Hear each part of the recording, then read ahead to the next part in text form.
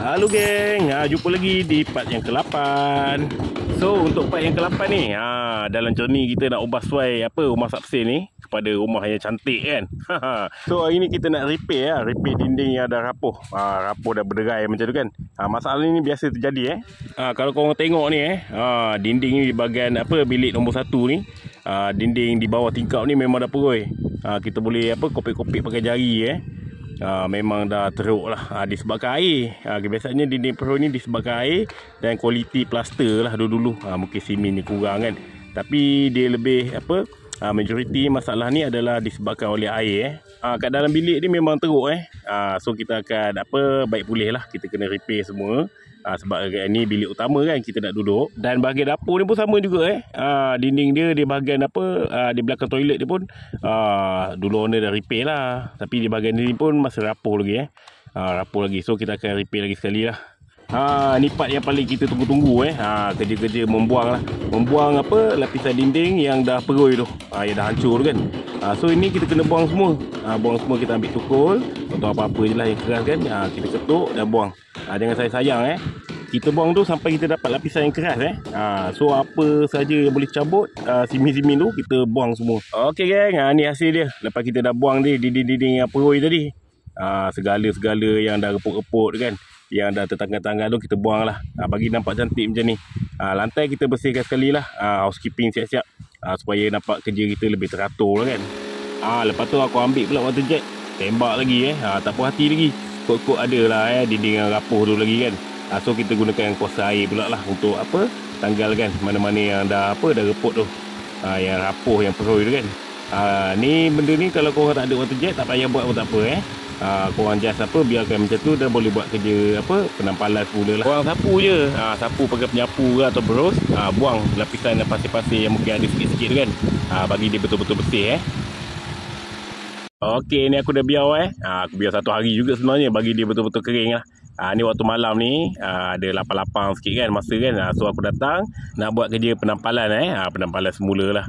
Sebenarnya 2 malam juga aku buat ni, sikit-sikit setiap kali buat ni dalam 1 jam je, so 2 malam lebih kurang 2 jam lah lebih kurang So bancuhan ni ni aku gunakan skim coat. Skim coat korang boleh tengok di part yang ke-7 bancuhan dia sama je. Okey, sama je bancuhan dia. Korang bancuh skim coat tu, letakkan simen sikit, kemudian tu buat penampalan je lah. Cumanya keadaan dinding di rumah aku ni sebenarnya tak begitu teruk lah, cuma dia kawasan dia luas je kan, tapi dia tak begitu dalam. Okey, anda kata rumah korang tu dia punya plaster asal tu memang dah teruk, rapuh teruk lah, maksudnya dalam. So korang kena plaster semula baru boleh buat skim ni lah. Tak boleh pakai skim ni sahaja kena plaster dulu. Kau tengok di video yang part ke-6 tu, aku ada buat kerja plaster so boleh follow lah. Plaster dulu dan kemudian baru buat kerja-kerja skim ni. Skim ni kau ratakan je ratakan, dan jangan lupa bila dah keras sikit nanti kau terus basahkan pakai span. Sapu pakai span lah, okey, supaya dia lebih rata jangan tak span. Span tu adalah kerja yang wajib So video ni panjang so aku cepatkan lah untuk tontonan korang. Aku tak nanti terlalu lama kan, so korang tengok je lah. Dah siap dalam bilik tu, kita buat di kawasan ni pula, kawasan meja makan kawasan ni owner dah simen dah sebelum ni, tapi dia tak skim lah, so tak berapa cantik. So kita skim dan kita ratakan balik lah.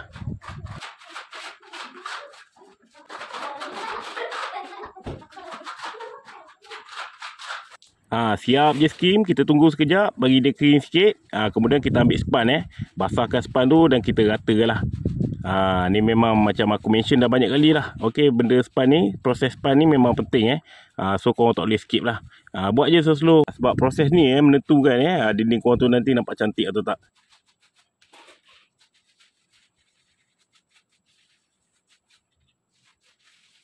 Alhamdulillah geng, akhirnya siap juga 2 malam juga aku buat ni, sejam-sejam lah macam tu kan. Bila free-free je bawa anak-anak datang kan, kita buat-buat sikit apa yang patut. So ni di kawasan meja makan, so korang boleh tengok lah smooth lah, smooth. Okey, dinding ni tu. Yang ni di dalam bilik pula so korang boleh tengok lah. Nanti kalau dia betul-betul kering nanti, okey, color dia akan lebih cerah sikit lah. Ni dalam basah lagi. Okey, so dia gelap sikit. Okey lah geng, aku rasa itu saja untuk part yang ke-8 ni. Kalau korang nak tengok apa lagi kerja-kerja repair aku akan buat untuk apa rumah ni. So jangan lupa follow akaun aku so follow lah kan, supaya kau boleh tengok lah update-update yang seterusnya. Okey, jumpa lagi di next video.